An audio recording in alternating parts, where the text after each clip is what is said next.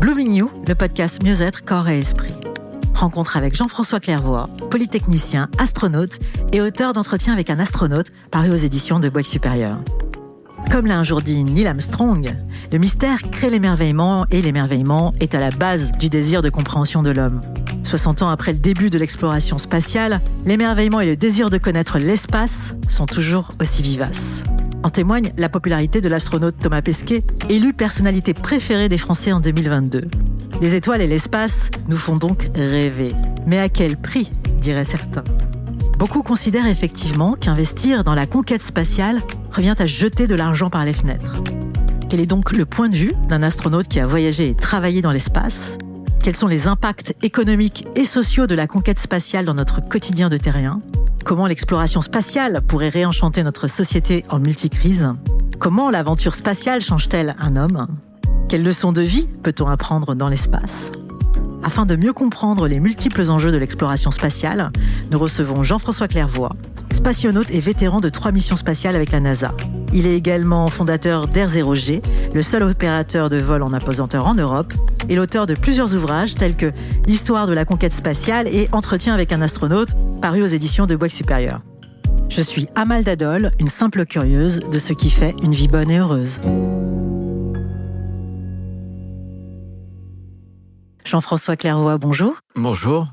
J'aimerais remercier votre frère jumeau, le médecin psychiatre Patrick Clairvoy, dont j'ai lu tous les livres et qui, à l'occasion de notre dernière rencontre pour parler du livre Les hasards enchantés, a eu le génie de me suggérer la lecture de votre livre Entretien avec un astronaute et de permettre ainsi notre rencontre.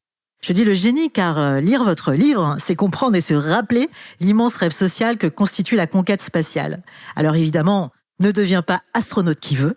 Et dans votre livre, à travers un jeu de questions-réponses, vous racontez bien l'environnement qui suscite la vocation et les capacités mentales, émotionnelles et physiques pour y arriver. Alors, Jean-François Clairvoy, comment devient-on astronaute ? Merci Amal. On devient astronaute d'abord en le voulant. Ça n'est pas une condition suffisante, comme vous le disiez à l'instant, mais on ne devient pas astronaute si on ne le veut pas au fond de ses tripes. Mais en plus de le vouloir, il faut être né dans le bon pays, qui a un programme spatial, au bon moment, de façon à être dans la bonne tranche d'âge au moment où il y a une sélection, parce qu'en Europe, il y en a que tous les 15 ans. Donc vous pouvez être trop jeune lors d'une sélection, puis trop âgé la fois suivante. Et puis avoir la chance d'être né avec un dossier médical correct, avoir le sens de l'engagement, et je dirais pas forcément avoir très bien travaillé à l'école, puisque plusieurs astronautes, même qui ont marché sur la Lune, étaient des losers, comme on dit, des délinquants à l'adolescence. Le déclic est venu plus tard. Mais il faut être curieux et quand même comprendre les choses à caractère technique. Mais à la fin, quand vous cochez toutes les cases, c'est vraiment le rêve de votre vie. Vous êtes né dans le bon pays, au bon moment, avec un bon bagage médical, plutôt adroit de vos mains et de vos capacités de réflexion. À la fin, il faut quand même de la chance, parce que lors de chaque sélection, il y a un certain nombre de places ouvertes, mais il y a toujours 3 à 4 fois plus de candidats à la fin d'un processus de sélection, déclarés tous excellents pour le job, qu'il n'y a de place. Donc, pourquoi moi et pas lui ou elle à côté ? Ce jour-là, j'ai une étoile. J'ai de la chance qui m'a permis de le devenir. Mais c'est clair que on n'est jamais allé chercher une personne en lui disant « Écoute, on t'a observé là dans tes études, ton travail, on aimerait bien que tu deviennes astronaute. » Tous les astronautes sont des hommes et des femmes qui ont eu la démarche personnelle de répondre à un appel à candidature et puis de donner le meilleur d'eux-mêmes à chaque étape de sélection. Alors maintenant, comment on le devient une fois qu'on candidate ? Eh bien, il faut être patient puisque le processus de sélection s'étale sur 1 an, voire un peu plus, et 5 ou 6 étapes. Chaque étape dure une journée, sauf l'étape médicale qui dure un peu plus longtemps. Donc, vous êtes au départ, par exemple, 22 000 et quelques lors de la dernière sélection de l'Agence spatiale européenne. Et à chaque étape, on retient 10% qui sont convoqués à l'étape suivante. On commence par les étapes qui coûtent le moins cher, puisqu'elles s'appliquent au plus grand nombre. Donc, c'est remplir des dossiers. Après, on vous convoque en 2 étapes à des évaluations psychologiques, c'est-à-dire on veut s'assurer que vous vouliez vraiment faire ça. C'est vraiment votre truc, quoi. Et donc, il y a des tests psychologiques de personnalité. Il n'y en a pas une meilleure qu'une autre. Il faut juste avoir une personnalité faite pour ce job. Par exemple, aimer travailler en équipe, aimer apprendre des autres qui sont différents de soi, qui n'ont pas les mêmes études forcément. Il y a des tests psychotechniques, c'est comment fonctionne le cerveau. Ce sont typiquement les tests de quotient intellectuel, votre capacité à mémoriser, à raisonner, à avoir de la logique dans ce que vous faites. Et puis il y a des tests psychomoteurs, c'est-à-dire montrer que vous avez une adresse gestuelle normale. Vous êtes capable d'agir précisément sur des commandes en fonction d'informations pour atteindre un but. Typiquement, c'est ce qu'adorent les jeunes avec tous les jeux vidéo, où faut viser, faut attraper au bon moment, appuyer sur le bouton au bon moment. Donc, je veux dire, les jeunes générations sont très forts à tous ces tests. Donc, psychologique, la personnalité, psychotechnique, l'intelligence, psychomoteur, l'adresse gestuelle. Et encore une fois, il n'y a pas un vrai classement.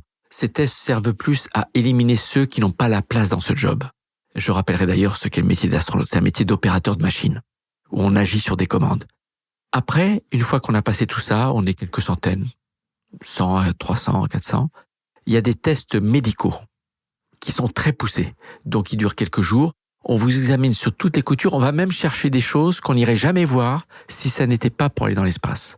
Et si vous êtes bon pour le job, à ce moment-là, vous cochez toutes les cases. Et c'est là que, lors de la dernière sélection de l'Agence spatiale européenne, donc en novembre 2022, on a sélectionné 5 astronautes recrutés. On a désigné une dizaine d'astronautes sélectionnés sur les mêmes critères, également très bons, comme ceux recrutés, mais pour lesquels il n'y a pas de place.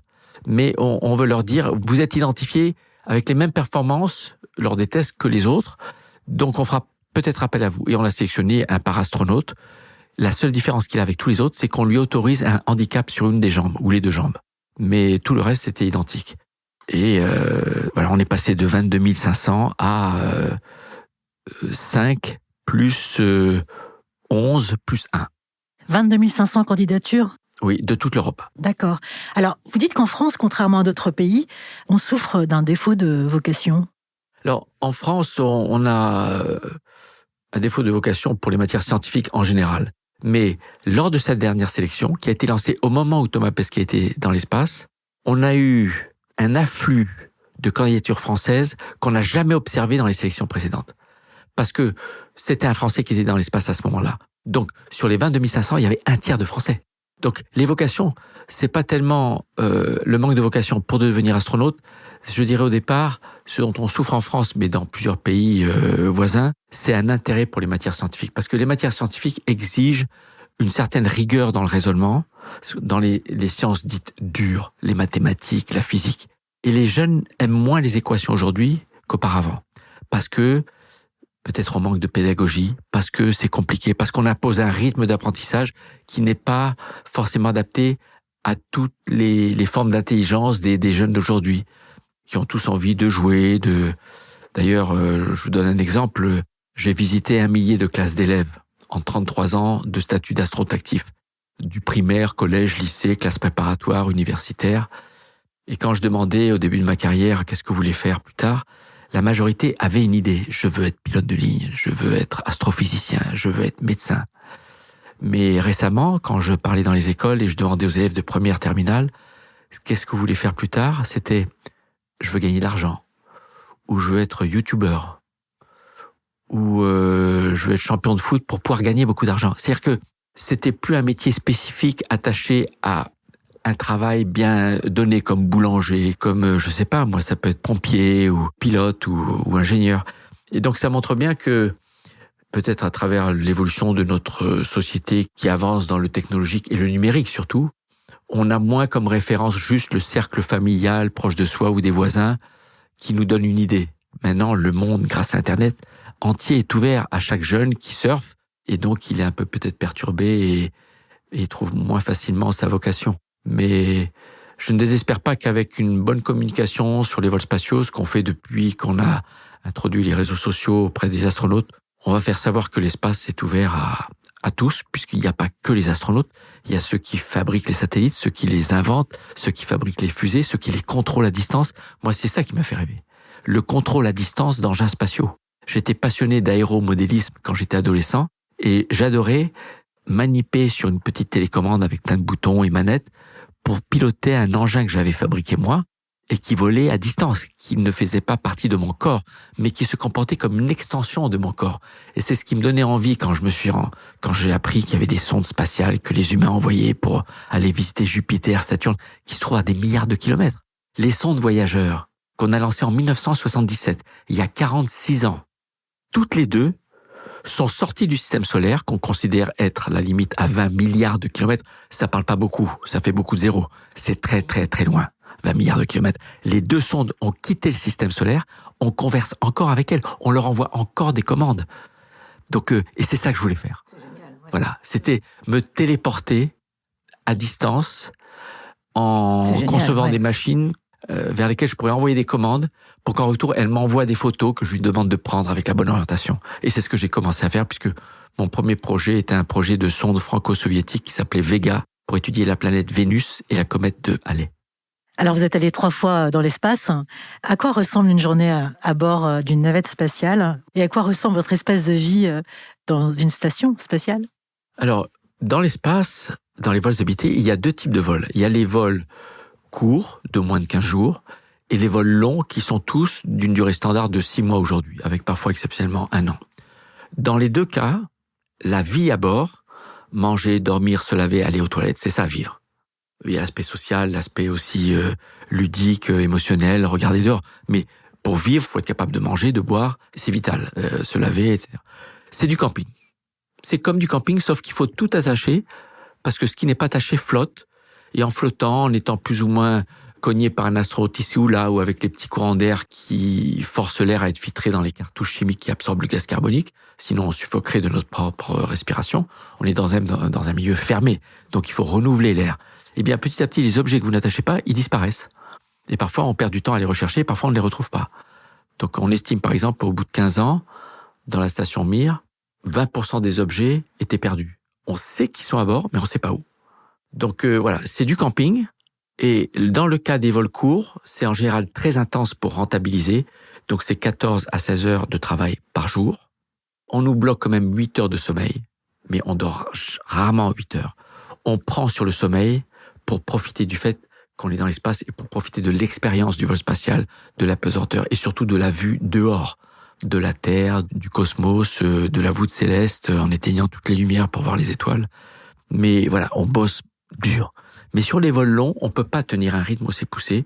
Donc sur les vols à bord de la station spatiale, comme les vols actuels, de 6 mois, c'est un rythme qui est calqué sur un rythme terrestre d'environ 8 heures de travail par jour. Il y a 8 heures de sommeil. Il y a 2 heures à 2 heures et demie de sport tous les jours, parce que sur les vols longs, il est très important de pratiquer du sport, c'est quasiment obligatoire, pour limiter la perte de densité osseuse et d'atrophie musculaire. Si vous êtes très sportif, vous faites beaucoup de sport, naturellement, avant un vol court, vous pouvez sauter vos heures. Moi, j'ai fait tout mon sport chaque jour dans mon premier vol spatial de 11 jours. Sur mon deuxième vol, j'ai fait le sport tous les 2 jours. Sur mon troisième vol, juste pour m'amuser, j'ai couru un petit peu sur le tapis roulant 1 fois. Et ça n'a rien changé à mon retour. J'étais en forme. Mais dès que le vol dépasse une quinzaine, 3 semaines, si vous ne faites pas votre sport quotidien, vous revenez comme une vraie loque qui va mettre beaucoup de temps à récupérer. Parce que dans l'espace, le corps humain subit des changements du système musculaire, les muscles s'atrophient, osseux, on perd de la densité osseuse parce qu'il n'y a plus de pression liée au poids qui compresse les os et qui participe au mécanisme de fixation du calcium. On a des changements du fonctionnement du système urinaire, digestif, cardiovasculaire. Le cœur est un muscle qui s'atrophie aussi et qui a moins besoin de forcer pour irriguer le cerveau parce qu'il n'a pas à pousser le sang vers le haut. Le sang, c'est un liquide qui pèse. Donc quand vous êtes debout, le cœur, il fonctionne comme une pompe qui le force vers le haut. En apesanteur, pas besoin de forcer. Juste une petite impulsion pour faire circuler le sang sans avoir à s'opposer à son poids. Juste propager la circulation, comme un circulateur dans un chauffage central. Et le cerveau, c'est quand même l'organe qui est le plus grand consommateur de flux sanguin, de sucre et d'oxygène. C'est pour ça que quand vous subissez des jets, comme on dit, des accélérations fortes dans les manèges de foire, etc., vous sentez parfois un peu le tournis.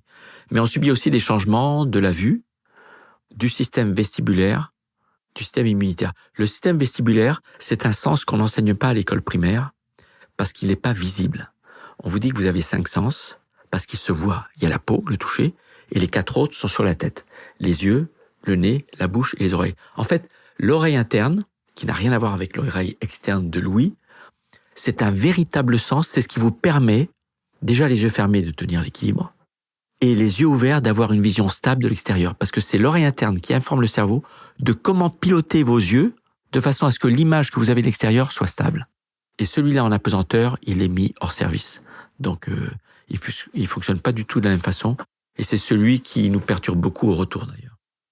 Alors, vous racontez des anecdotes de vie amusantes de vos collègues dans l'espace. Vous adorez vous faire des blagues, jouer avec les déguisements, improviser des concours de saut en hauteur ou des parties de golf, ou encore d'autres facéties comme le Mannequin Challenge, filmé par Thomas Pesquet en 2016 à bord de l'ISS. Alors, existe-t-il des moments de tension quand on est confiné en apesanteur avec ses collègues ? On a connu des tensions presque catastrophiques dans le passé, dans le début de l'astronautique, parce qu'on ne s'intéressait pas du tout à la compatibilité des personnalités, des caractères, des astronautes qu'on mettait dans un même équipage. Et c'est arrivé, à bord de vaisseaux soviétiques notamment, que 2 cosmonautes en viennent quasiment aux mains et ne se parlent plus. C'est arrivé aussi dans Mir, à tel point que le centre de contrôle a senti qu'il y avait un problème et leur a demandé de réaliser des tâches qui étaient un peu débiles, ce qui a fait que les 2 cosmonautes se sont réunis ensemble pour se rebeller contre le sol en disant « mais ce que vous nous demandez, c'est idiot ». Mais ils étaient que 2 et sur des longues durées. Dans la navette spatiale, il y a eu des conflits. J'ai assisté à des conflits lors de mes missions, mais qui n'ont jamais mis en jeu ni le succès de la mission, ni la sécurité. Parce que tous ceux qui étaient à bord étaient suffisamment, je dirais, intelligents pour savoir qu'il ne fallait pas laisser dégénérer la tension pour que ça nuise à la qualité de la mission ou de la sécurité. Mais depuis, on a beaucoup appris. On fait beaucoup plus attention déjà lors de la sélection, dont je parlais tout à l'heure. Donc, l'étape de sélection dite psychologique est beaucoup plus poussée que lors de mes premières sélections en 85. Et lorsqu'on compose un équipage, on s'assure qu'on compose un équipage formé de personnalités qui ont une bonne compatibilité. On connaît suffisamment les personnalités de chaque candidat astronaute pour savoir que ceux-là vont aller bien ensemble et ceux-là peut-être pas. Et depuis 21 ans que la station spatiale, depuis même 22 ans que la station spatiale internationale est habitée en continu, on n'a jamais connu le moindre conflit majeur à bord. Il y a eu quelques petits conflits, mais toujours rapidement résolus, sans qu'il y ait la moindre conséquence ou animosité persistante. Parce que quand vous montez trop loin dans un conflit contre une personne pour des questions d'ego, parfois vous boudez longtemps, vous faites la gueule longtemps, ou vous êtes énervé et un peu stressé. Là, c'est jamais arrivé à ce stade. Alors, astronaute est un métier avec beaucoup d'appelés et peu d'élus, on l'a dit tout à l'heure. Je vais reprendre une question posée dans votre livre. À qui conseilleriez-vous ce métier et à qui vous le déconseilleriez ? Alors, c'est clair que pour être astronaute aujourd'hui, professionnel, je parle pour ceux qui sont professionnels, on commence à avoir des touristes, mais les touristes, c'est des milliardaires qui sont quand même très audacieux. Donc, il faut avoir un certain goût de l'aventure et du risque, mais pas goût du risque au sens casse-cou. C'est être prêt à faire quelque chose de nouveau. Il y a des personnes qui aiment le confort et être dans leur zone qu'elles connaissent bien. Donc, c'est pas pour celle-là. Parce que l'expérience du vol spatial est une expérience qui vous met dans un univers totalement différent de ce que vous avez jamais connu sur Terre. Vous ne voyez pas la même chose, vous ne ressentez pas votre corps de la même façon. Le job est comparable à beaucoup de jobs terrestres, de conducteur, de grue ou d'avion, parce que c'est un métier d'opérateur de machine. Le métier d'astronaute, ça n'est pas de faire de la recherche. Quand vous entendez dire les astronautes font de la recherche scientifique, c'est un raccourci de langage. C'est pas les astronautes qui analysent les données. Ils sont opérateurs d'instruments scientifiques pour le compte d'équipes de recherche de scientifiques qui sont sur Terre. Mais c'est nous qui mettons en marche le séquenceur d'ADN, qui mettons en marche la centrifugeuse, le moteur biologique, etc. Mais donc il faut avoir un certain goût de l'aventure, ne pas être claustrophobe, être très ouvert intellectuellement, émotionnellement auprès de personnes d'autres cultures, d'autres genres, qui ont d'autres intérêts, c'est-à-dire avoir une curiosité qui naturellement vous ouvre facilement l'esprit à une personne qui ne vous ressemble pas du tout, plutôt que être plutôt du genre d'une personne qui n'aime pas trop ceux qui ne raisonnent pas comme vous. Voilà. Donc, l'aventure, avoir plutôt un passé à caractère technique dans ses études, c'est très large, parce qu'aujourd'hui, parmi les astronautes, vous avez vulcanologue, océanographe, vétérinaire, chimiste, biologiste, animal, végétal, astrophysicien, physicien des particules, chirurgien cardiaque, ingénieur en électronique, ingénieur en propulsion, ingénieur en matériaux. Il y a toutes sortes de métiers. Pilote de chasse, sous-marinier, pilote d'hélicoptère, pilote d'avion de ligne, je disais plongeur professionnel. Donc c'est très très large, mais ça reste du côté technique. Vous n'avez pas encore d'artiste, acteur de cinéma, ou juriste, journaliste ou journaliste, mais Il peut y en avoir, mais qui ont aussi l'autre compétence technique. Ou des influenceurs. Voilà. Mais ou des youtubeurs. Ça viendra. Mais pour ceux qui vont dans l'espace pour travailler, leur travail consiste à faire fonctionner des machines. Il faut des personnes qui aiment bien faire fonctionner des machines. Donc, je le conseille à la plupart des gens qui rêvent d'aller dans l'espace et de développer en activité principale ou secondaire, mais quand même à un bon niveau, une aptitude à des tâches à caractère technique. Voilà.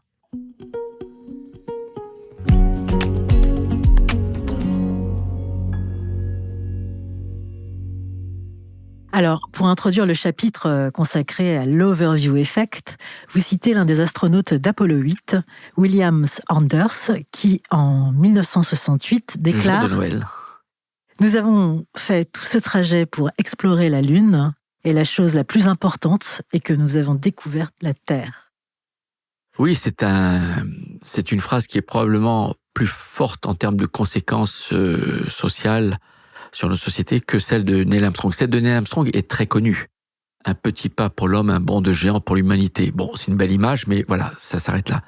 Mais lui, en fait, c'est de cette phrase et de ce vol, de cette mission Apollo 8, que sont nés tous les mouvements environnementalistes dans le monde entier, associatifs, fondations, les ONG, et même à l'ONU, la branche de l'ONU qui a développé des activités visant à protéger notre environnement. On a pris conscience, grâce à l'expérience vécue par des humains comme nous, que la Terre est finie.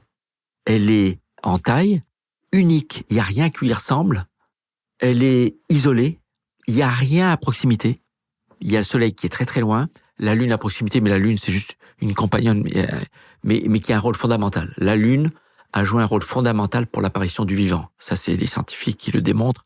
Donc on aime bien la Lune. Et puis elle est là. Pourquoi elle est sur la Lune ? Parce qu'elle est là. Mais voilà, il y a une prise de conscience que la Terre finalement c'est notre vaisseau spatial naturel et on a envie de le chérir tel quel. Nous, dans notre vaisseau, on n'a pas envie de manquer d'oxygène, d'eau, d'électricité. On n'a pas envie qu'il tombe en panne, donc on en prend soin et on utilise des ressources pas plus que ce qu'on nous donne chaque jour. Et on se disait, la Terre, si on la gérait comme un vaisseau spatial, eh bien peut-être que en partageant les ressources, on s'en sortirait mieux. Mais pour avoir cette conscience, il faut avoir vécu cette expérience de voir la Terre dans sa globalité. Et qui est belle, qui est colorée, qui est vivante. Elle n'a pas besoin de nous, la Terre. Quand on dit que la Terre est fragile, c'est de l'égoïsme anthropocentrique.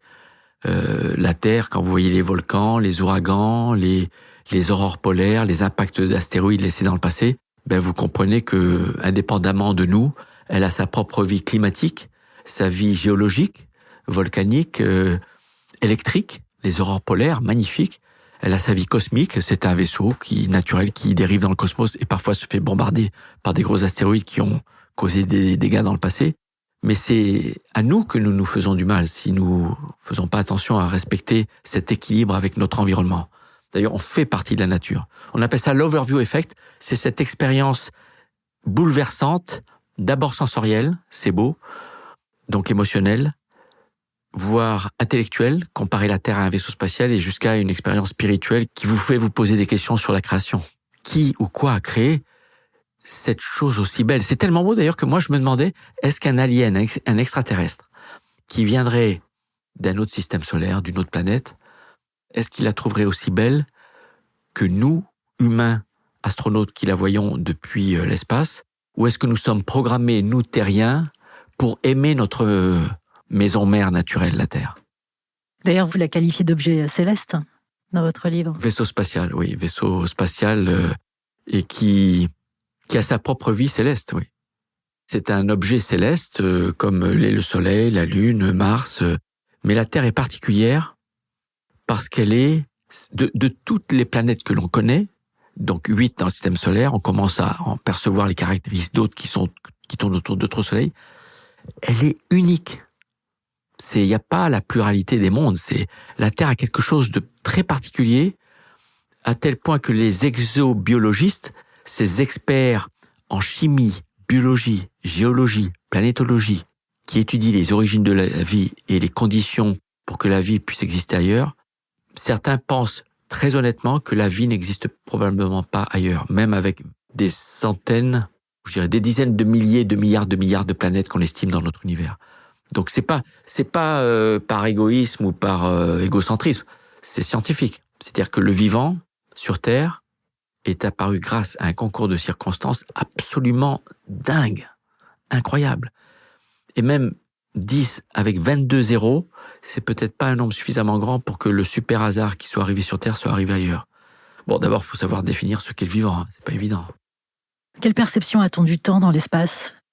Alors, sur les vols de longue durée, où le rythme quotidien est proche d'un rythme terrestre, vous travaillez à la montre et vous avez une idée le matin au réveil de quand est-ce que vous allez faire votre sport, quelles sont les tâches principales de la journée, surtout si vous avez des tâches robotiques ou des tâches de sortie en scaphandre extérieur qui nécessitent une préparation bien câblée, bien cadrée.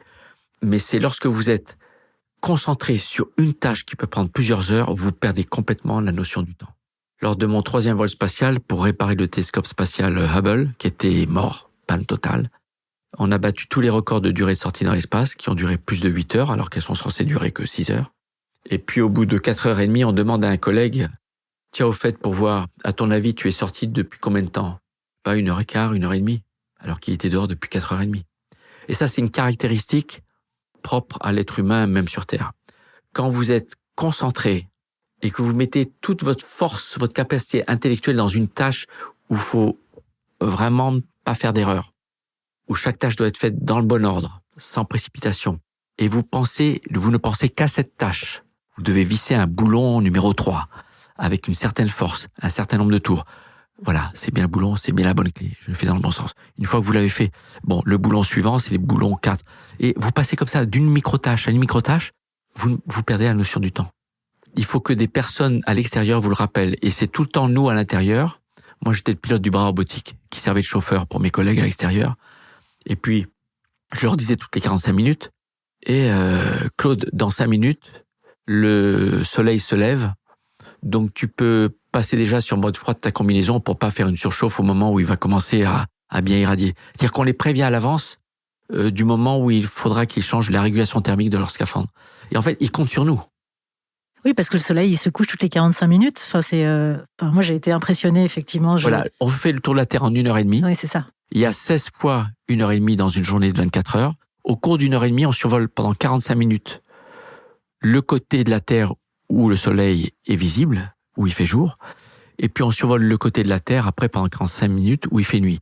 Donc, toutes les 45 minutes, on voit soit le soleil apparaître, quand on passe du côté nuit de la Terre au côté jour, on voit à l'horizon, hop, on arrive du côté ensoleillé, et 45 minutes plus tard, pour nous, le soleil se couche. Donc on voit 15 levées et 15 couchers de soleil par jour, mais on ne vit pas du tout au rythme solaire, et en fait, on vit à la montre. Voilà, on ne vit pas à la sensation naturelle qu'on est le matin, qu'il est temps de déjeuner, ou que maintenant c'est le soir, allez, je vais faire ma gym. Non, c'est à la montre. Et au plan de vol qui détaille à chaque minute qui fait quoi, quand et où. Alors, vous dites dans votre livre, je ne crois pas que le vol spatial transforme en profondeur l'être humain, au sens où il ne bouleverse ni son caractère, ni ses croyances spirituelles.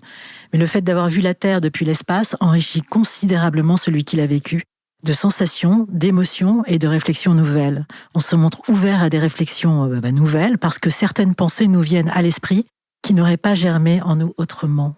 De quelle pensée parlez-vous ? Alors, c'est la pensée que j'évoquais de la création. Par exemple, et il se trouve aussi que j'ai travaillé avec des astronautes qui sont créationnistes. Aux États-Unis, c'est assez courant puisqu'on leur enseigne à l'école primaire, enfin ceux de ma génération à l'école, on leur enseignait les 2 théories d'apparition du vivant. Il y a le créationnisme et il y a l'évolutionnisme, qu'on appelle aussi le darwinisme. Et donc, on se pose la question sur qu'est-ce qui a fait que j'ai eu la chance d'en arriver à être là où je suis maintenant. Moi, Jean-François Clairvoy, avec mes collègues, à regarder la Terre par le hublot et à être émerveillé, à en pleurer. Donc, sur le hasard, sur le chemin de vie, le chemin généalogique de mes ancêtres qui ont fait que je suis né là, que voilà, ce concours de circonstances, de mon père pilote de chasse, des missions Apollo qui ont eu lieu quand j'étais adolescent, et puis de la série Star Trek, l'original, qui m'a fasciné quand j'étais gamin. Il y a eu un concours de circonstances qui m'ont préparé à ça. Ça aurait été à une autre époque, ou avec d'autres parents, ou avec une autre époque de série télévisée, peut-être que je n'aurais pas déclenché ce réflexe. Et puis des questions, oui, sur la création. Je ne m'étais jamais posé des questions sur pourquoi nous sommes là. Quel est notre sens de l'existence, même à l'échelle de l'humanité? À quoi on sert? Pourquoi le vivant nous a fait apparaître? Qu'est-ce qu'il y a derrière tout ça, quoi? Pourquoi il est apparu parmi tous les êtres vivants depuis 3,5 ou 3,8 milliards d'années? C'est la date à laquelle on remonte le premier être vivant de base, le bactérie élémentaire. Et qu'est-ce qui fait qu'à un moment donné, très tard d'ailleurs, plus de 3 milliards d'années après l'apparition du vivant, une forme s'est mise à évoluer vers celle qui a donné l'humain, qui est reconnu comme étant, soi-disant, doté d'une conscience supérieure, qui est reconnu par le langage, par la capacité à avoir conscience de soi, et à se poser même des questions sur son propre sens de l'existence, que ne se posent pas a priori les animaux, quoique on se trompe peut-être, je ne sais pas. Et puis la connexion, des questions sur la connexion. Je suis connecté à mes collègues parce qu'on dépend les uns des autres, on est connecté à notre vaisseau qui ressemble comme à une extension de nous-mêmes. Le vaisseau, au départ, c'est un peu une machine qu'on redoute qui va nous exposer à un risque élevé. C'est du métal, de l'électronique, des boulons. Mais à force d'apprendre comment elle a été conçue, comment elle fonctionne, on finit par l'aimer et à la connaître par cœur et à la ressentir comme une extension de nous-mêmes. C'est-à-dire, c'est comme une façon de nous augmenter en tant qu'équipage et on l'aime parce qu'il nous protège. C'est plus un vaisseau qui va nous exposer à un risque élevé et qu'on redoute, mais au contraire, c'est un vaisseau qui nous protège et nous fait vivre une expérience extraordinaire. Bon, alors on trouve pas la réponse, mais on se pose les questions. Déjà, se poser les questions, c'est bien. C'est d'ailleurs ce que j'explique toujours aux élèves ingénieurs. La première qualité d'un ingénieur, c'est savoir bien poser la question. Si une question est mal posée, eh bien la question aura une mauvaise réponse. Mais si elle est très très bien posée, il y a des chances que la réponse soit bonne. Donc l'intelligence est dans la question? Peut-être. Alors l'astronaute américain Buzz Aldrin a dit que la partie la plus difficile d'un vol spatial, c'est le retour sur Terre. Pourquoi? Le retour sur Terre présente deux problèmes, deux catégories de problèmes. D'abord sur le plan physiologique. C'est vraiment tout bête. On a perdu totalement le sens du poids des choses et on a perdu le sens de l'orientation parce qu'on n'en a pas besoin dans l'espace. On utilise nos yeux et notre toucher. On prend la poignée qui est là, notre sac de couchage est là, je m'aligne avec mon sac de couchage. Donc, on n'a aucun sens de l'équilibre au retour. Et c'est perturbant. On a besoin de garder les yeux ouverts si on veut pas se casser la figure. On n'a d'ailleurs pas le droit de conduire pendant plusieurs jours, vélo, moto ou voiture, le risque d'avoir un accident est de 100%. C'est les yeux qui nous aident à garder l'équilibre. La deuxième chose, comme on se sent très très lourd, on se sent très facilement essoufflé et épuisé. Parce que on a l'impression qu'on est constamment en train de faire de la musculation et à soulever des poids juste en tenant son propre corps debout. Mais ça s'estompe relativement rapidement, en quelques heures, voire quelques jours, ça disparaît complètement. Et puis, il y a le côté psychologique. Quand vous avez fait quelque chose de très intense, de très fort, qu'en plus, avec la très grande fierté d'avoir réussi la mission à 100% avec succès, il y a l'impression d'un vide après. Qu'est-ce que je vais pouvoir faire là dans les jours, les semaines, les mois qui viennent, avant éventuellement une nouvelle mission spatiale ou peut-être jamais, qui va être aussi grandiose, aussi puissant que ce que je viens de vivre, sur le plan technique, technologique, opérationnel et sur le plan humain aussi, parce que dans l'espace, on partage ensemble ces émotions très très fortes, cette expérience, ce qui fait de nous des frères et sœurs à vie après.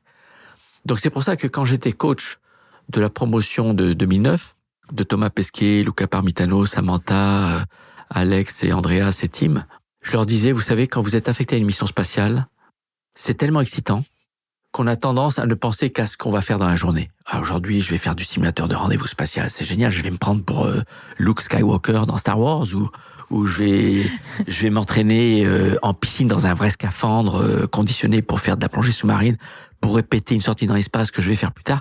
C'est jouissif. Il n'y a pas de raison de penser à autre chose. On se prépare à notre travail. Mais je leur dis, pensez à consacrer un peu de temps, parfois, à ce que vous avez envie de faire après. Parce que si vous attendez que ça vienne des ressources humaines ou de votre hiérarchie, qui savent pas du tout ce que c'est que l'expérience que vous avez vécue, vous risquez d'être déçus parce que vous allez retomber à un travail de bureau, à lire des papiers techniques, à faire des revues. Donc, je leur ai dit, faites comme moi, réfléchissez à ce qui peut vous intéresser, qui est utile à votre employeur, votre agence spatiale, et il y a des chances qu'ils acceptent. Moi, tout ce que j'ai fait entre mes missions spatiales, c'est des choses que j'avais envie de faire et que je savais être utiles. dont les vols paraboliques, les vols dits 0G. J'ai baptisé ces vols 0G quand je les ai créés il y a 33 ans.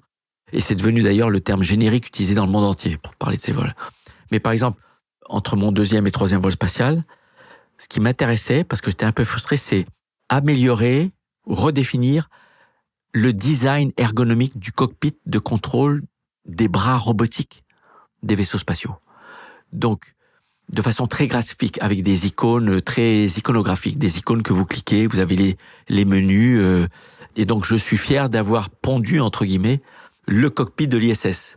Alors, c'est un terme un peu virtuel, puisque dans la station spatiale, il n'y a pas un cockpit comme dans un avion, mais il y a un réseau de quelques dizaines d'ordinateurs portables qui chacun fait office de partie de cockpit. Vous appelez sur l'ordinateur la page du système électrique et vous avez un schéma graphique qui apparaît avec des icônes et vous pouvez cliquer pour éteindre un contacteur, en ouvrir un autre, ou ouvrir une valve, etc. Et moi, je suis très attaché à tout ce qui touche à l'ergonomie et à l'interface homme-machine. J'aime bien quand l'être humain qui crée une machine la crée de telle façon que on va naturellement comprendre comment l'utiliser. C'est typiquement les téléphones portables aujourd'hui. Est-ce que vous lisez votre manuel d'emploi de votre téléphone portable? Vous faites quelques erreurs que le système pardonne et puis vous apprenez vos erreurs et après vous êtes super calé pour l'utiliser. Bon, à la maison, je suis toujours un peu tordu puisque je lis au moins une fois le manuel d'emploi de chacun des équipements électroménagers. C'est pas que je ne sais pas l'utiliser, mais c'est que si ça tombe en panne, je veux savoir le réparer. Mais la plupart des gens ne lisent pas et parfois ça marche pas, mais c'est parce qu'ils ont oublié des étapes. Voilà, je suis très intéressé par les questions de l'interface aux machines. Et puis, j'aime bien me projeter à l'extérieur mentalement quand je télécommande à distance une machine, comme un bras robotique. Donc c'est ce qui fait que ce sont les sujets qui m'ont occupé entre mes missions spatiales. Et R0G, qu'est-ce que c'est exactement R0G, c'est une marque qui désigne les activités de vol en vrai apesanteur, pas simulé, mais vrai, à bord de l'avion Airbus A310 que j'ai baptisé 0G. Alors, cet avion est propriété de Novespace. Novespace, c'est une société anonyme, une société privée d'une dizaine de personnes qui est propriétaire et opérateur de son avion. Nous sommes comme une compagnie aérienne, si vous voulez. Et Novespace est une filiale de l'Agence spatiale française. Et nous avons créé cette marque pour apparaître un peu comme une compagnie aérienne qui, 90% de son temps, vend de l'apesanteur à des chercheurs à qui les agences spatiales européennes, américaines, françaises, allemandes offrent l'accès à l'apesanteur. Parce qu'il y a beaucoup de recherches en apesanteur qui n'a pas besoin de longue durée et pour cela, qui n'a pas besoin d'aller dans l'espace. Dans l'ISS, on fait des expériences qui durent. Mais pour beaucoup de phénomènes physiques, chimiques, physiologiques, même chez l'être humain en médecine, quelques secondes d'apesanteur suffisent. Et nous, chaque manœuvre d'apesanteur dure 22 secondes. Donc on offre des séquences de 22 secondes d'apesanteur continue, 15, 30 à 60 fois par vol. Donc le vol standard, c'est 31 paraboles, c'est environ 12 minutes d'apesanteur cumulée. Et dans l'avion, vous avez des chercheurs en sciences de la vie, en physique des particules, en astrophysique, en physique des fluides, physique des matériaux, et qui font de la recherche. Mais on fait quelques vols par an aussi pour des touristes, donc des passagers privés, qui viennent dans l'avion où la cabine est totalement vide, il n'y a aucune expérience, ils sont leur propre expérience. Et quand ils viennent, dans le briefing que je leur donne le matin, je leur explique que c'est un laboratoire de recherche, avant tout, principalement. Le but, c'est faire de la recherche. Mais grâce à leur vol, les pilotes arrivent à pratiquer le pilotage pour être très précis, parce que les vols scientifiques ne suffisent pas en nombre. Je leur explique ce que c'est, et la marge financière de leur billet, c'est à peu près un tiers. Un tiers du billet, c'est le bénéfice net. On le reverse intégralement aux agences spatiales pour qu'ils financent encore plus de recherche. Donc en fait, le touriste qui vient voler à bord, il est content parce qu'il s'est fait plaisir, il a compris à quoi ça sert, il est content de savoir que, quelque part, il finance indirectement la recherche spatiale.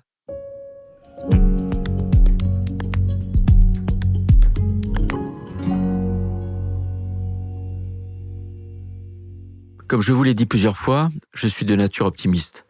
Quand je porte un regard sur l'évolution future de l'humanité, je commence par observer ce qu'a produit son évolution jusqu'à présent. Où en sommes-nous aujourd'hui par rapport à il y a 100 ans, 500 ans ou même 2000 ans? d'après ce que j'ai appris à l'école, puis ce que j'ai lu dans les livres et les articles qui traitaient ou retraçaient l'histoire de notre civilisation, nous sommes dans un progrès constant de l'éducation, de la santé, de la gestion des conflits. Par exemple, l'ONU n'existait pas au Moyen-Âge. Donc l'humanité a globalement évolué en bien depuis les temps les plus reculés. Et je pense qu'il n'y a pas de raison que ça change, malgré la persistance de conflits, et puis aussi d'inquiétude sur l'utilisation exponentielle d'outils digitaux qui transforment notre façon de vivre et notre rapport avec la nature.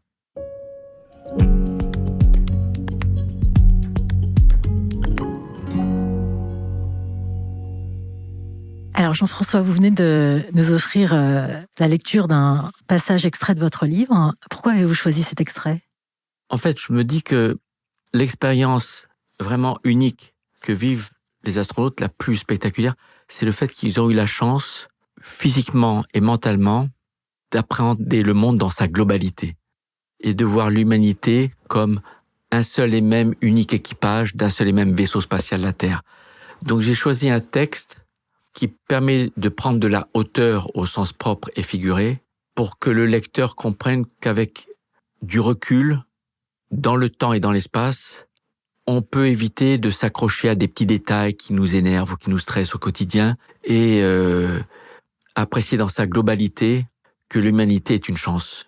Nous avons la chance d'être apparus sur une planète aussi belle et notre conscience dite supérieure, apparemment, elle nous a quand même permis de progresser depuis l'époque préhistorique. Et c'est vrai que si tous les humains avaient l'occasion de vivre cette expérience, eh bien, les rapports seraient améliorés. Il y a encore des conflits, il y en aura de nouveaux, il y aura peut-être des crises graves, mais globalement, dans le temps et dans l'espace, j'ai plutôt bon espoir que l'humanité sera un peu mieux réunie à l'échelle mondiale, et c'est ce que je trouve bien d'ailleurs dans la mondialisation. C'est de progresser tout doucement, avec des accros évidemment, dans un sens d'appartenance à un seul grand tout. Et quand je dis un seul grand tout, c'est pas que l'humanité, c'est l'humanité et tout son environnement biologique, vivant, les plantes, les animaux et même géologique. Nous formons un tout. Il n'y a pas les humains et puis les arbres ou les forêts ou les animaux ou les volcans. On fait partie de quelque chose que l'univers a créé, qui est unique et qui, grâce à une symbiose, nous permet d'être là.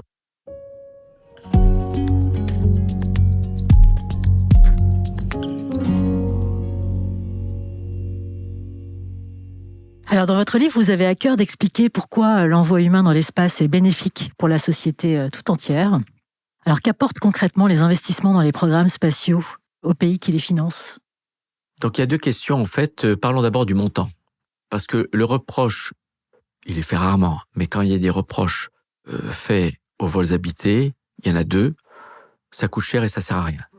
En fait, ça coûte pas cher du tout.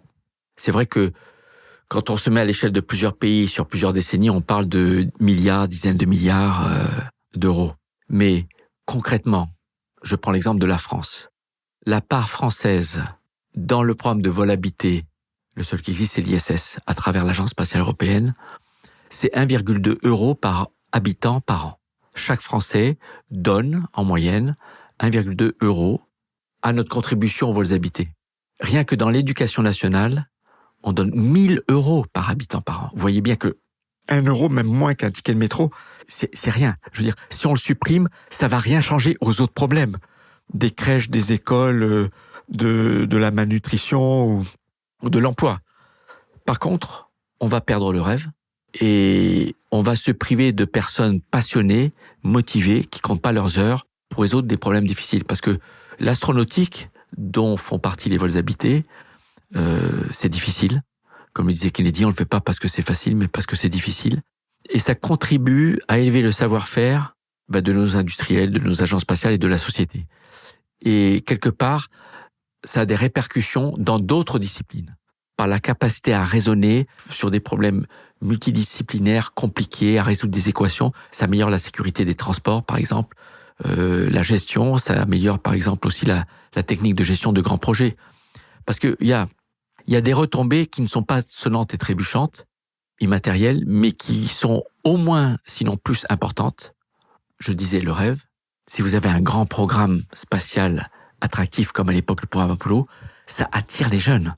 Je peux vous montrer un graphe qui montre que le nombre de diplômes de doctorants délivrés à des jeunes à l'époque des années 60-70, c'est directement corrélé au budget de la NASA, donc du budget du programme Apollo de l'époque. Le programme Apollo a inspiré en masse les lycéens pour choisir les matières scientifiques, mais très large, hein, ça peut être chimie, physique, maths, sciences de l'ingénieur, technologie, etc. Et les a motivés pour le pousser au plus haut niveau qu'est le doctorat. Voilà, un programme spatial, habité, notamment dans l'exploration, aller là où on n'est jamais allé, la Lune, Mars. Il n'y a rien de tel pour faire rêver, attirer les talents, les jeunes, et puis être fier de réussir. Mais je dirais, si je devais donner une retombée la plus importante, c'est le rêve.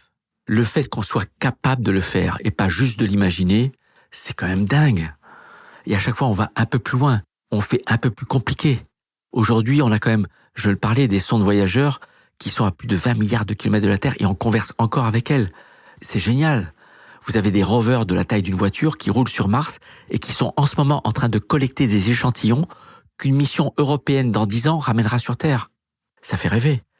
Voilà, le fait que l'être humain soit capable de se projeter par l'intermédiaire de machines dans des univers totalement étranges et différents d'une autre, ça fait rêver, et finalement pour des montants qui sont pas grand-chose.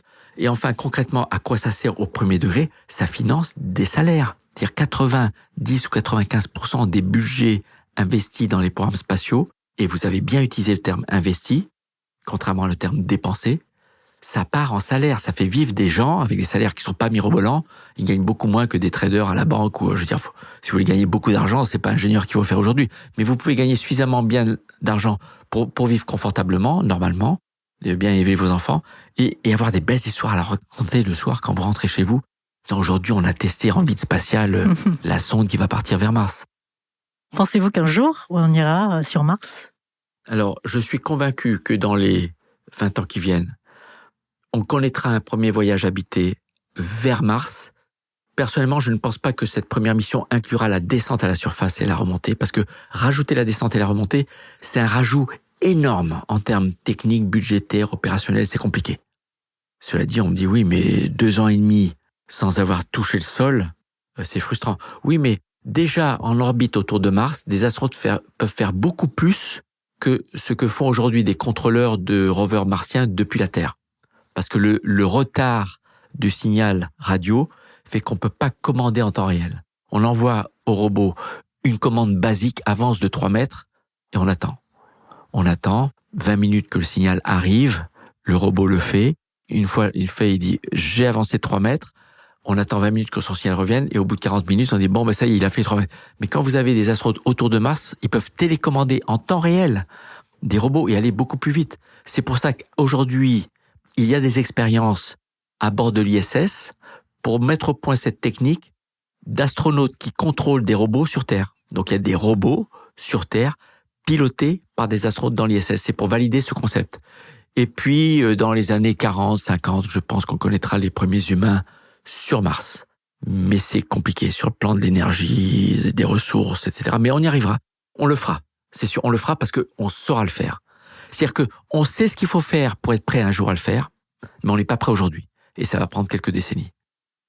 Mais ça veut dire que la génération d'aujourd'hui, les jeunes d'aujourd'hui peuvent espérer aller sur Mars. Allez, connaître de leur vivant, de leurs semblables, éventuellement eux-mêmes, s'ils sont sélectionnés astronautes, pour le faire.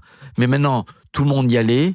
Il y a que Elon Musk qui dit que pour $200, dans 50 ou 100 ans, on pourra aller sur Mars. Non, c'est-à-dire qu'il y a une chose qui ne change pas, les lois de la physique ne changent pas. Et les lois de la physique font que ça restera toujours très cher et très risqué. Quelle est la place de la France aujourd'hui dans le paysage de la conquête spatiale? La France est la 3e puissance spatiale, après les Soviétiques et les Américains. Et elle a toujours été la première en Europe. Donc c'est la France qui a longtemps été leader de l'Agence spatiale européenne. Parfois, il est à égalité en termes de budget avec les Allemands. Mais la France a longtemps été pionnière en termes de savoir-faire des fusées, savoir-faire des satellites, en partant de zéro. C'est-à-dire les concevoir, les fabriquer, les tester, les lancer. Donc on a un historique français qui est très très fort, qu'on a expatrié, c'est-à-dire qu'on a donné du savoir-faire. aux Italiens, aux Allemands, pour essayer de répartir un peu plus équitablement en Europe les ressources. Mais c'est ce qui fait que c'est pas très facile. Si on avait les ressources pour faire tout seul. Mais plus un programme spatial est ambitieux, plus il nécessite une coopération internationale. Et ça, c'est une chose dans laquelle aussi la France est exemplaire, parce que la France a été la première à développer un savoir-faire de coopération avec les Américains, avec les Soviétiques, avec les Russes, et qui s'est étendu à l'échelle européenne, à l'Agence spatiale européenne. Alors, comment les technologies spatiales peuvent-elles nous aider à surmonter les défis environnementaux ? Alors déjà, en termes de connaissance de l'évolution du climat, l'espace est la première source d'information. C'est-à-dire que le groupe intergouvernemental d'études du climat, le GIEC, en anglais IPCC, rassemble des experts du monde entier, spécialistes du climat. Ils se sont mis d'accord pour décrire le climat tel qu'il est par 50 paramètres. Plus de la moitié de ces paramètres ne reçoivent leurs données qu'exclusivement de satellites. C'est-à-dire, l'espace est le premier serviteur de données scientifiques permettant de comprendre comment évolue le climat. Maintenant, à plus long terme, pour savoir comment ça peut évoluer, on fait ce qu'on appelle de la planétologie comparée. On étudie l'évolution du climat sur Vénus, on étudie l'évolution du climat sur Mars, et en comprenant qu'est-ce qui a fait que Vénus est devenue très chaude, 400 degrés à la surface, qu'est-ce qui fait que Mars est devenu très froid, qu'est-ce qui fait que Lune a une atmosphère très très dense, à tel point qu'à la surface, il fait 100 bars de pression. C'est que du gaz sur Vénus, l'atmosphère. Mais à la surface, la pression est la même que 1000 mètres de profondeur dans nos océans. 100 bars. J'ai dit 1000 bars? Non, 100 bars. Et sur Mars, c'est 150 fois moins que sur Terre.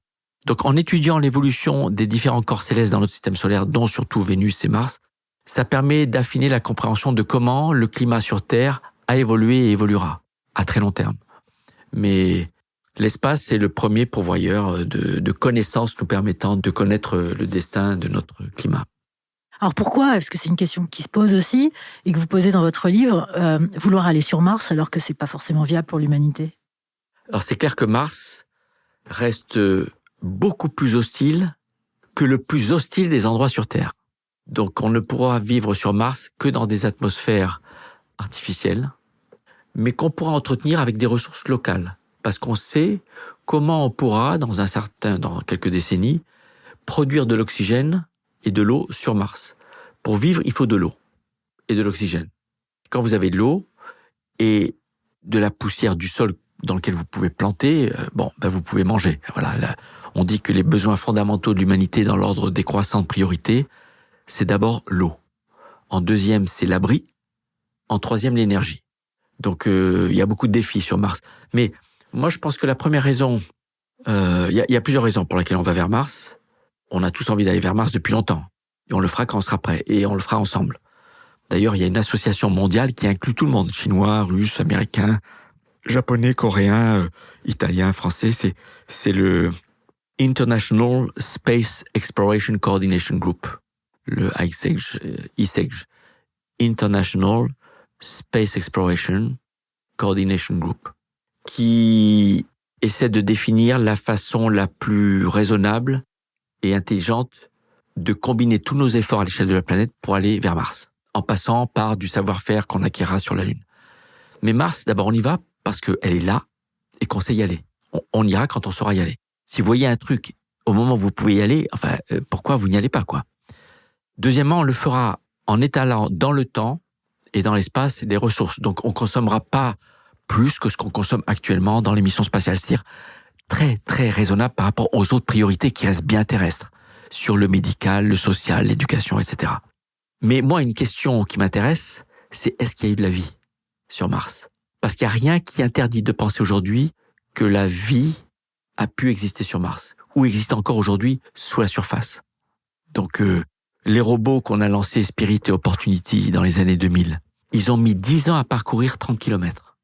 La mission Apollo 17, qu'on a lancée en 1972, avec leur rover, ils ont mis 3 jours. 10 ans, 3 jours, pour parcourir 30 km. Quand vous aurez des humains sur Mars, ils seront beaucoup plus efficaces pour rapidement trouver la réponse à cette question. Le rover, il fait que ce pourquoi on l'a programmé. Il avance très lentement. Il est là où on l'a amené.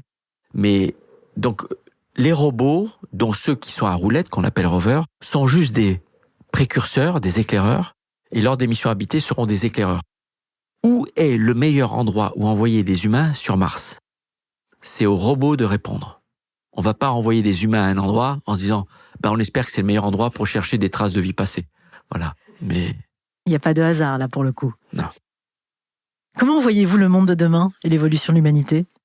Alors je suis optimiste et d'ailleurs quand je pose la question aux amis, si on vous donne un ticket de voyage dans le temps et dans l'espace, allez simple.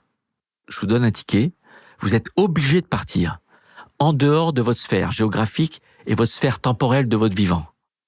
Vous allez où? Vous êtes obligé de partir. Et vous ne devez pas aller dans une période de votre vivant. Moi, je vais dans le futur, parce que je suis optimiste. Parce que je pense que l'humanité sera capable de résoudre les problèmes. Elle va passer par des crises, peut-être majeures, mais en moyenne et globalement, je pense qu'elle va converger vers plus de sagesse, parce qu'elle va converger vers plus de connaissances et de savoir.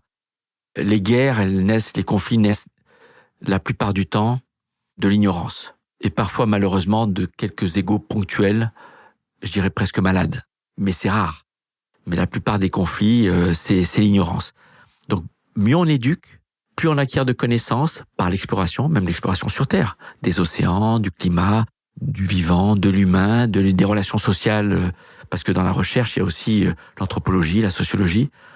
Et plus l'humanité aspirera vers une sagesse plus grande et lui permettra de préparer un futur meilleur. Moi, je pense que c'est ça, la raison d'être de l'existence pour un être humain aujourd'hui, c'est rendre le monde meilleur, contribuer à rendre le monde meilleur à la fin de sa vie qu'il ne l'était quand il a trouvé à sa naissance. Et c'est pas faire comme les animaux, éliminer les plus faibles dès le départ. C'est la grande différence que m'avait expliqué d'ailleurs un écrivain, un médecin et Laurent Alexandre, vous savez, qui militait pour la vie éternelle. Il m'a expliqué une fois, une grande différence entre les humains et le monde animal, à part quelques rares exceptions, c'est que dans le monde animal, l'instinct de survie pousse l'animal, à la naissance des petits, d'éliminer les plus faibles, pour que seuls les gènes les plus forts se propagent. Alors que chez l'être humain, depuis l'ère préhistorique, à part quelques rares exceptions, si chez les enfants, il y en a un qui a une tare mentale ou physique, on va le protéger, on va le choyer. Et c'est ce qui fait qu'encore aujourd'hui, chez l'être humain, dans nos passations de gènes lors de la reproduction, on transmet encore des gènes récessifs, ça veut dire qui sont activés très rarement, mais des gènes de tare mentale ou physique. Donc vous pouvez avoir deux parents extrêmement brillants à tout point de vue, physique, intellectuel, etc. S'ils ont 5 enfants et qu'il y en a un qui a la malchance d'être tombé par le pur hasard de la probabilité sur les gènes récessifs de la tare mentale ou physique, il y aura rien à faire. Il aura cette tare. C'est pas en payant un professeur 1 million qui va pouvoir passer son bac. Et ça, c'est ce qui fait la noblesse de l'espèce humaine. Et ça, il faut qu'on le propage toujours.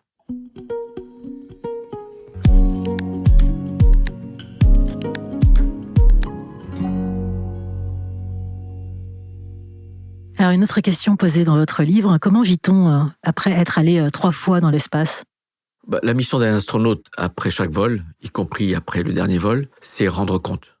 Vous savez, la question qu'on pose le plus souvent aux astronautes, de loin, ça fait quoi d'être dans l'espace? Les gens veulent savoir, si j'étais à votre place avec mon corps, mes yeux, mes oreilles, si j'étais à votre place, je ressentirais quoi? Je verrais quoi? Mon corps, je ressentirais mon corps comment? Ça fait quoi d'être en apesanteur? Voilà. Nous sommes des éclaireurs qui, au retour, doivent rendre compte de leur vécu, de leur expérience. À la fois auprès du grand public, mais aussi de ceux qui écrivent des romans, des bandes dessinées, des films. Et c'est pour ça que je participe, par exemple, au film L'Astronaute, qui sort prochainement. Je travaille avec Philippe Franck, le dessinateur de Largo Winch, sur l'histoire actuelle qui a des affaires spatiales, qui est impliquée dans l'espace, et les conférences dans les écoles, etc. Mais donc ça, c'est la chose la plus importante. C'est d'ailleurs pour ça que plusieurs astronautes, après leur dernier vol, retournent à l'université où ils avaient appris, où ils avaient passé leur doctorat pour enseigner. D'autres vont diriger des musées ou des centres de médiation scientifique à caractère spatial. Il y a quand même une bonne proportion qui font ça. Claude Nicolier, par exemple, avec qui j'ai volé dans l'espace, le seul Européen qui a volé 4 fois dans l'espace, un Suisse, il est enseignant à l'école polytechnique fédérale de Lausanne. Mais sinon, transmettre aux jeunes la passion, le rêve, l'espace. Voilà, c'est important. Vous savez, quand vous évoluez avec plus de responsabilités dans les entreprises, par exemple, vous avez de moins en moins de temps à consacrer à des personnes qui ne vous apportent rien. Mais c'est très important, un jeune qui vient d'arriver, qui frappe à la porte, qui a des questions, faut consacrer du temps.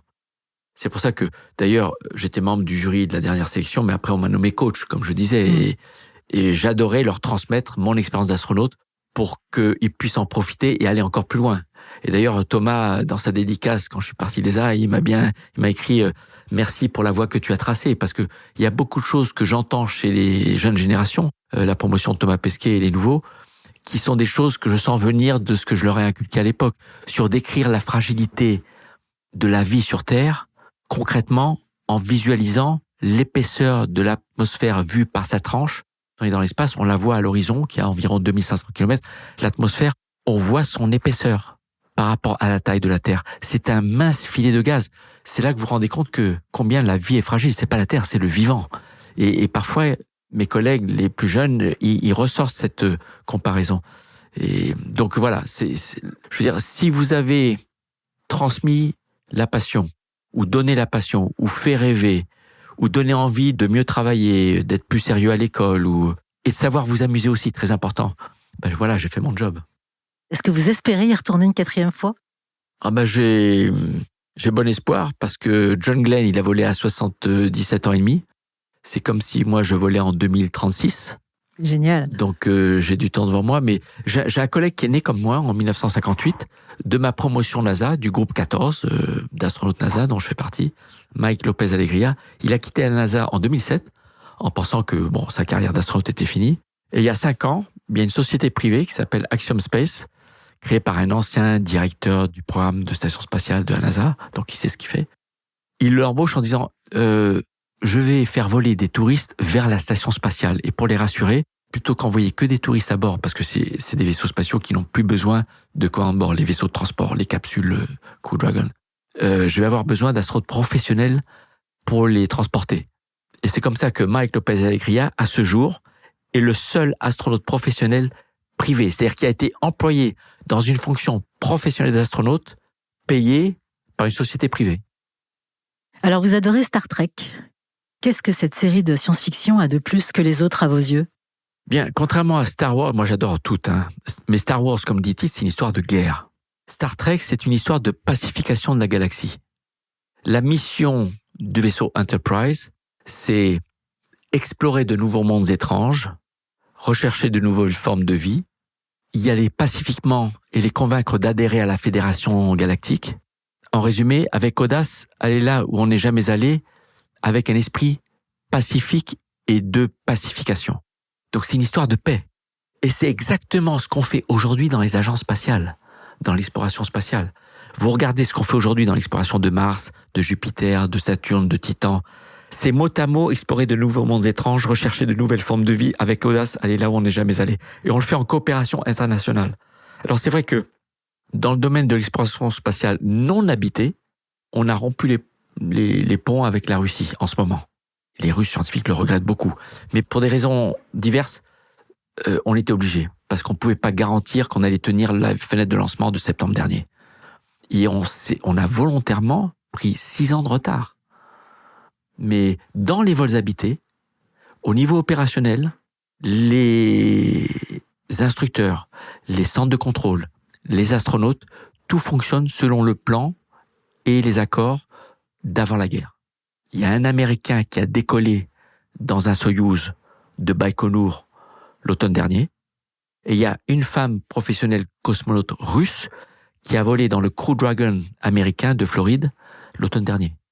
Parce que les Américains et les Russes, depuis longtemps, s'étaient dit, à chaque vaisseau qui monte, on veut qu'il y ait toujours un représentant des deux.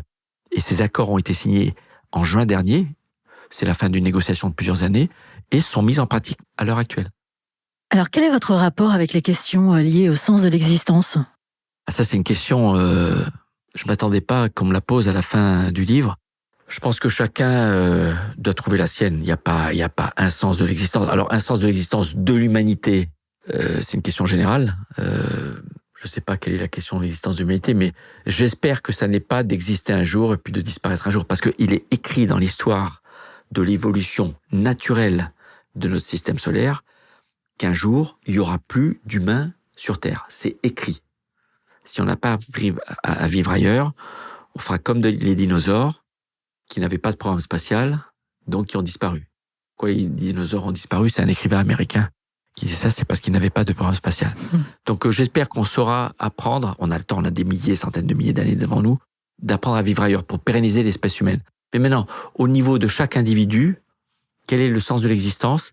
Je pense que c'est une question à laquelle seul chaque individu peut répondre pour lui-même. Mais il faut d'abord qu'il se la pose et qu'il soit capable de s'informer, de questionner. Il faut qu'il soit curieux auprès des autres, auprès de la nature, pour s'aider lui-même à trouver la réponse, lui-même ou elle-même. C'est-à-dire, le sens de l'existence, je pense, ne vient pas spontanément comme ça, par la grâce, ça vient pas du ciel. Il faut se poser la question. Il faut chercher au fond de ses tripes, quitte à méditer, quitte à faire des retraites, quitte à interroger des personnes, des philosophes qui ont beaucoup creusé ces questions. Mais il n'y a certainement pas une réponse unique. En quoi croyez-vous? Moi, je crois en quelque chose d'invisible, de plus grand que nous. Je pense que l'être humain n'est pas l'être supérieur.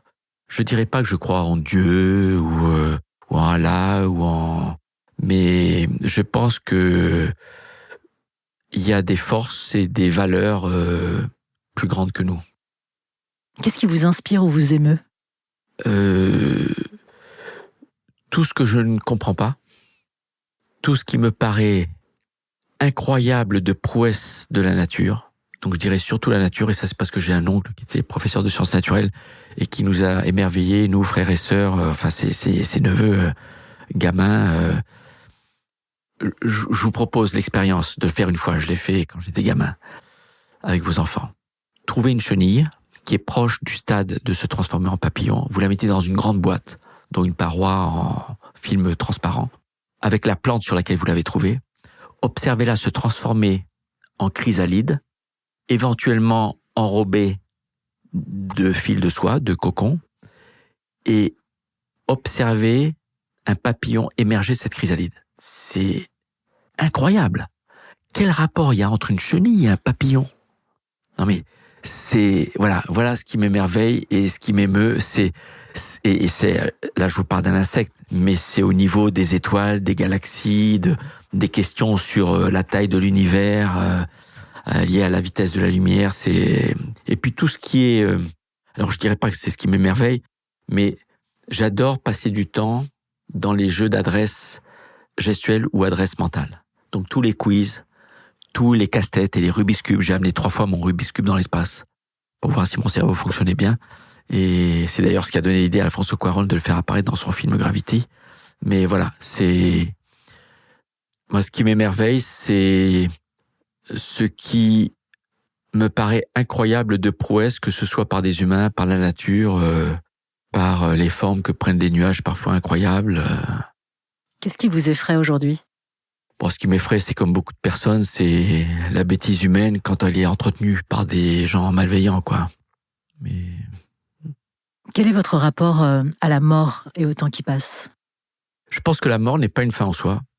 Je pense qu'il y a quelque chose après. Je pense, c'est pas une conviction, c'est pas une croyance, c'est une préférence. C'est une préférence et une sorte de sentiment personnel que j'ai que la mort, c'est l'arrêt de certains processus matériels chimiques, mais je pense qu'on n'est pas lié juste à la matière et aux atomes et aux particules qui nous composent. Donc il y a quelque chose après. Mais cela dit, je lui demande pas de lui rendre visite très tôt, le plus tard possible. Qu'est-ce qui vous fait du bien? Voir les immensités. L'océan, les montagnes, voir de haut. J'ai toujours aimé voir de haut et de loin depuis que je suis gamin. Plus vous êtes haut, plus vous voyez loin.